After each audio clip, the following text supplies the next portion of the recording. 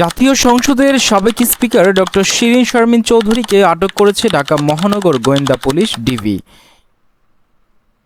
সোমবার ৬ এপ্রিল দিবাগত রাত আনুমানিক 4:30টার দিকে রাজধানীর ধানমন্ডির ৮/এ রোডের নিজ বাসা থেকে তাকে আটক করা হয়। আটকের পর রাজধানীর মিন্টো রোডে ডিবি কার্যালয়ে তাকে জিজ্ঞাসাবাদ করা হচ্ছে বলে ডিবি সূত্রে জানা গেছে।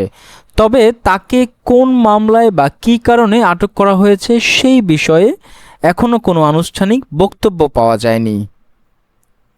২০১৩ সালের ৩০ এপ্রিল স্পিকার নির্বাচিত হন শিরীন শারমিন। এরপর থেকে টানা তিনি এই দায়িত্ব পালন করছিলেন। ২০২৪ সালের ৭ জানুয়ারি বিএনপিবিহীন নির্বাচনে আওয়ামী লীগ জয়ী হয়ে সরকার গঠনের পর শিরীন শারমিন চৌধুরীকে আবার স্পিকার নির্বাচিত করা হয়। শিরীন শারমিন রংপুর ৬ আসন থেকে নির্বাচিত হয়ে সংসদ সদস্য হয়েছিলেন। তবে ২০২৪ সালে শেখ হাসিনা সরকার পতনের পর পদত্যাগ করেন তিনি।